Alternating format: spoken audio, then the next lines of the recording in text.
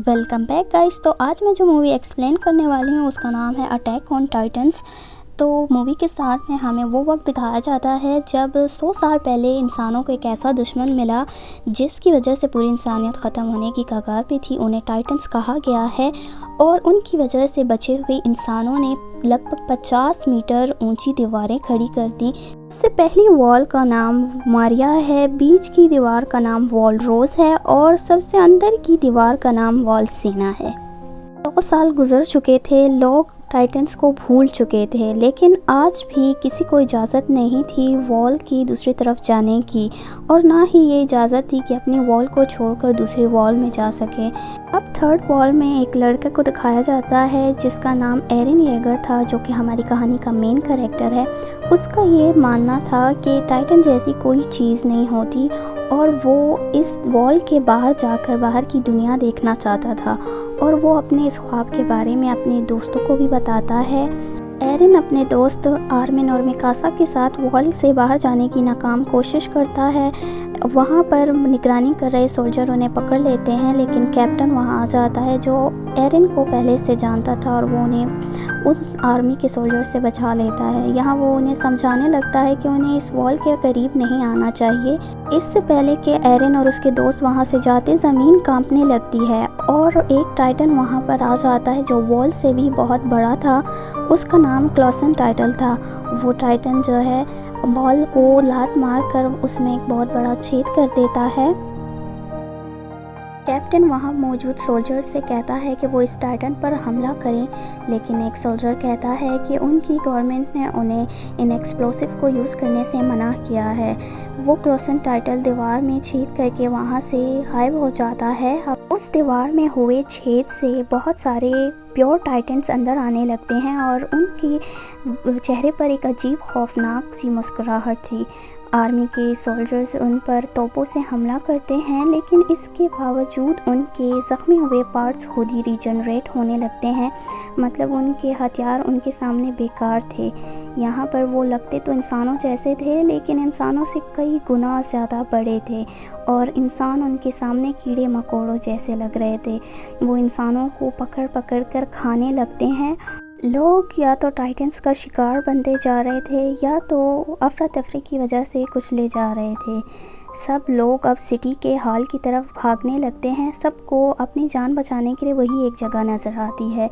Mikasa को एक बच्चा नज़र आता है, वो उसे बचाने भागती है। इस वजह से वो एरन से अलग हो जाती है। एरन लोगों की भीड़ के धक्कों की वजह से उस हॉल के अंदर चला जाता है और मिकासा बाहर ही रह जाती है। एरन बहुत कोशिश करता है बाहर जाने की, लेकिन उसे बाहर जाने नहीं दिया जाता। एरन देखता है मिकासा उस बच्चे को लिए बैठी होती है और एक बड़ी टाइटन मिकासा की तरफ ही आ रही होती है। एरन ज़बरदस्ती उस हॉल से बाहर आ जाता है, लेकिन वहाँ पर मिकासा नहीं होती। एरन जब हॉल की तरफ देखता है तो चारों तरफ से टाइटन ने उस हॉल को घेरा हुआ था और उस हॉल की छत को तोड़कर वो लोगों को खाने लगते हैं। उसकी वजह से वहाँ पर खून की नदी बहने लगती है। एरन उस हॉल से निकलने की वजह से बच गया था। साल बाद दिखाते हैं बचे हुए लोग सर्वाइवर्स दूसरी वॉल के अंदर आ जाते हैं। यहाँ पर इस वॉल की दीवारें मजबूत थी, जिसकी वजह से अब तक वो टाइटन से बचे हुए थे।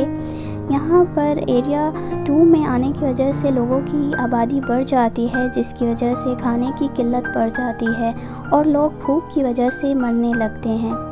अब सर्वाइवर्स के पास एक ही रास्ता था अपने आप को बचाने का कि वो टाइटन से लड़कर अपनी वॉल को वापस हासिल करें। इस वजह से बचे हुए सर्वाइवर्स आर्मी में ज्वाइन करते हैं और यहाँ पर एरन और उसका दोस्त आर्मिन भी इस आर्मी में हिस्सा लेते हैं और यहाँ पर उन्हें ट्रेनिंग दी जाती है टाइटन से लड़ने की। एरन को इस बात का गिल्ट था कि वो अपने दोस्त मिकासा को उस दिन नहीं बचा सका, इस वजह से अब वो टाइटन से बदला लेगा। कमांडर कोवाल उन्हें बताते हैं मिशन के बारे में कि वो एरिया नंबर 3 में जाएंगे और जहां उस होल से वो टाइटन्स आ रहे हैं उस होल को वो लोग एक ब्लास्ट के ज़रिए बंद करेंगे।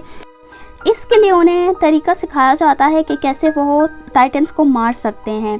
टाइटन्स को मारने का बस एक ही तरीका था, वो उनकी गर्दन के पिछले हिस्से को काट दें, जिससे वो टाइटन्स मर जाएंगे और इस तरह टाइटन्स दोबारा ज़िंदा नहीं होंगे। इसके लिए उन्हें ऑडियंस गियर इस्तेमाल करना था। वो रात के समय मिशन के लिए निकलते हैं और एरिया नंबर 3 में पहुंचते ही उन्हें कुछ अजीब लगता है। वहाँ पर एक बच्चे की आवाज़ आती है।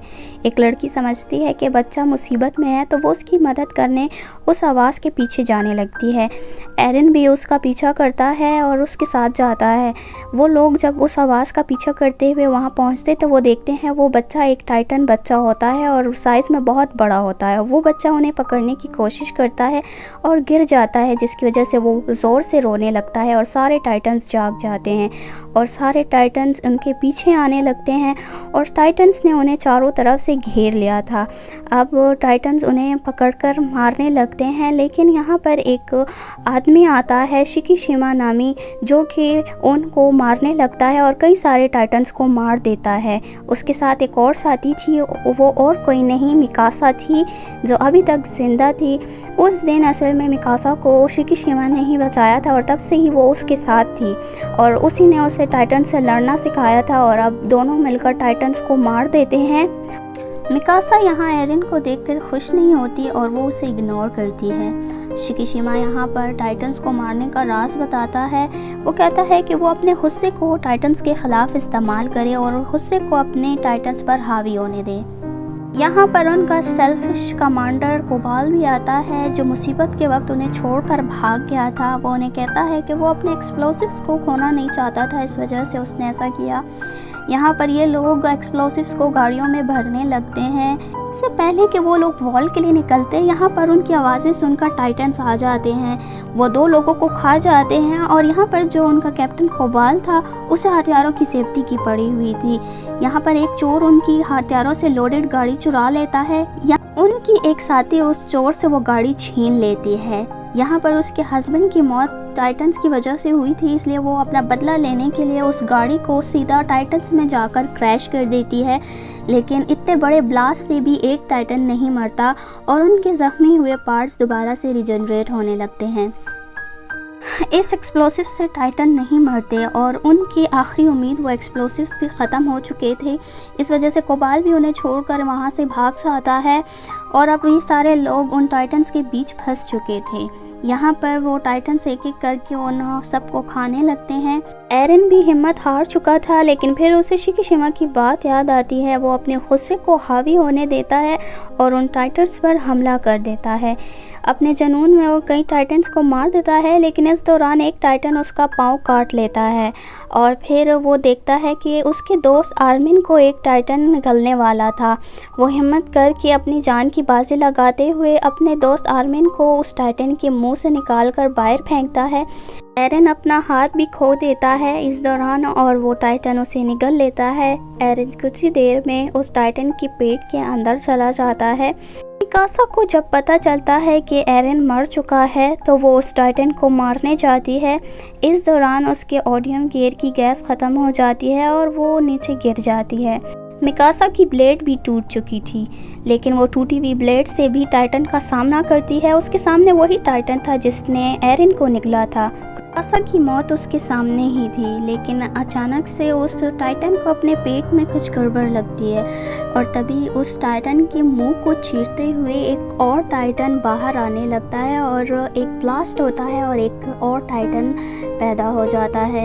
यहाँ पर ये टाइटन इंसानों को कुछ नहीं कहता और बाकी सारी टाइटन्स को मारने लगता है। सब लोग उसे गौर से देखते हैं तो उन्हें समझ आती है कि ये और कोई नहीं एरिन है। यहाँ पर एरिन उन सब टाइटन्स को मारने लगता है और फिर ख़ुद भी कमज़ोर होकर गिर जाता है। शिकीशिमा कहता है कि इसकी गर्दन के पिछले हिस्से को काट दो। उन्हें ये बात समझ तो नहीं आती, लेकिन मिकासा ऐसा ही करती है। उसके ऐसा करने से वहाँ से एरिन बाहर आता है और सब लोग ये देखकर हैरान होते हैं। एरिन सही सलामत था, उसका हाथ और पाँव भी रीजनरेट हो चुका था। सब लोग देखकर बहुत हैरान थे, लेकिन शिकीशिमा ऊपर से ये सब देखकर मुस्कुरा रहा था, जैसे उसे पहले से पता हो कि ये सब होने वाला है। यहाँ हमें एरिन के पास्ट का सीन दिखाते हैं, जहाँ एरिन एक छोटा बच्चा होता है। उसके फादर एक साइंटिस्ट थे। यहाँ पर उसके फादर के साथ वही कैप्टन भी मौजूद होता है जिसने एरिन की कहानी की शुरुआत में मदद की थी। एरन के फादर एक वैक्सीन को एरन में इंजेक्ट कर देता है। उसकी मदर इस बात पर एतराज़ भी करती है, तो उसके फादर बताते हैं कि एरन जब बड़ा होगा तो वो इंसानों को बचाने में मदद करेगा। वहाँ पर जब गवर्नमेंट ऑफिसर आते हैं, जिसमें कोबाल भी था, उन्हें पता चला था कि एरन के फादर एक्सपेरिमेंट कर रहे हैं। वो लोग एरन को और कैप्टन को छुपा देते हैं। जब वो गवर्नमेंट ऑफिसर्स वहाँ पर आते हैं तो वो एरन के फादर को और उसकी वाइफ को गिरफ़्तार कर लेते हैं और उसके जितने भी एक्सपेरिमेंट्स थे उन सबको जला देते हैं। कहानी वापस से प्रेजेंट में आती है। एरन को जब होश आता है तो उसे बांध दिया गया था। यहाँ पर कमांडर कोबाल ने उसे पकड़ कर बांध दिया था क्योंकि उसको एरन अब एक ख़तरा लगता था। एरन को भी पता नहीं था कि वो कैसे एक टाइटन में बदल गया, लेकिन उसे खुशी थी कि उसने अपने दोस्तों की मदद की। कमांडर कोबाल नहीं चाहता था कि कोई भी एक्सपेरिमेंट्स करे।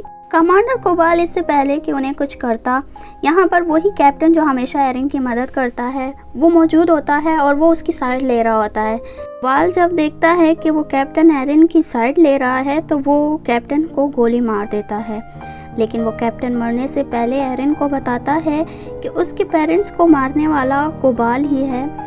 ये सब सुनने के बाद एरन और उसके दोस्त कोबाल के ख़िलाफ़ हो जाते हैं, लेकिन तभी यहाँ पर एक बड़ा टाइटन आता है और उसके आते ही वो एरन को पकड़ लेता है और बाकी सारे लोग जो एरन को बचा रहे होते हैं वो उनको मार देता है।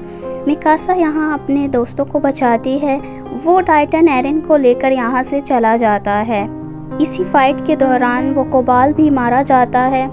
एरन की आंख एक अजीब से रूम में खुलती है। वहाँ पर उसके साथ शिकीशिमा भी मौजूद होता है, जो उस पर रिवील करता है कि टाइटन्स को बनाने वाला और कोई नहीं है, उसके फादर हैं। उसके एक्सपेरिमेंट्स की वजह से इंसानों में ये वायरस फैल गया तेज़ी से और सारे लोग टाइटन्स में बदल गए। इनके फादर ने ये टाइटन आर्मी के लिए हथियार के तौर पर बनाए थे, लेकिन वो इस एक्सपेरिमेंट में फेल हो जाते हैं। इसी वजह से उन टाइटन्स ने पूरी दुनिया में तबाही मचा दी और उन टाइटन्स को रोकने का हल सिर्फ उसके फादर को ही पता था।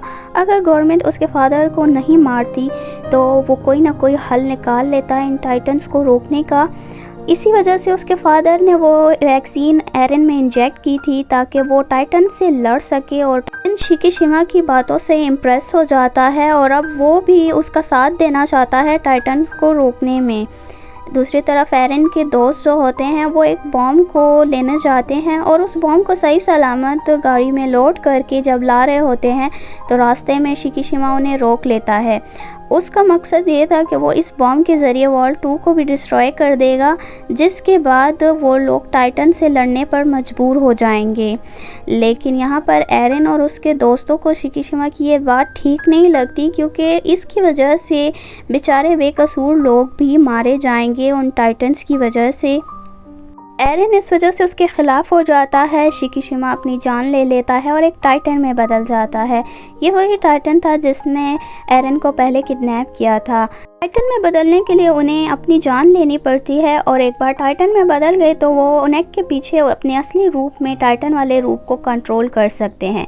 एरन भी शिकीशिमा को रोकने के लिए अपने टाइटन वाले रूप में आ जाता है और फिर दोनों के बीच ज़बरदस्त फाइट होती है और शिकीशिमा पहले तो एरन पर भारी पड़ता है, लेकिन फिर एरन अपने फाइटिंग स्किल्स से शिकीशिमा को हरा देता है और वो बॉम्ब लेकर वो ऊपर वाले हिस्से में दीवार के लगा देता है। अब उनके सामने कोबाल आता है जो अभी तक जिंदा था। यहाँ पर सब हैरान हो जाते हैं उसे जिंदा देखकर, लेकिन कोबाल इस वजह से ज़िंदा था क्योंकि वो भी एक टाइटन था और शुरुआत में जो क्लोसन टाइटन दीवार में छेद करता है वो और कोई नहीं कोबाल होता है। उसका मकसद ये था कि लोग दीवारों के पीछे टाइटन से डर कर ज़िंदा रहें और कोई भी टाइटन से ना लड़े। यहाँ पर वो उसे तीर से मारने की कोशिश करते हैं, लेकिन वो एक टाइटन में बदल जाता है। एरन उस क्लोसन टाइटन का सामना करता है, लेकिन वो अकेले उसका सामना नहीं कर सकता। शिकीशिमा भी उसका साथ देता है और वो भी एक टाइटन में बदल जाता है और फिर दोनों मिलकर उसका सामना करते हैं और फिर शिकीशिमा उस बॉम्ब को लेकर क्लोसन टाइटन के मुंह में डाल देता है, जिससे एक ब्लास्ट होता है और वो क्लोसन टाइटन मर जाता है। इतने बड़े ब्लास्ट की वजह से वहाँ दीवार टूट जाती है और उसका सारा मलबा उसी होल के ऊपर जा गिरता है जहाँ से टाइटन्स अंदर आ रहे थे। वो लोग अब टाइटन से सेफ थे। मूवी के एंड में एरन येगर और मिकासा दोनों उस वॉल के ऊपर खड़े होते हैं और जैसे एरन का ख्वाब था एक समंदर को देखना, तो वो अब उस समंदर को देखते हैं दोनों मिलकर। इसी सीन के साथ ये मूवी एंड होती है।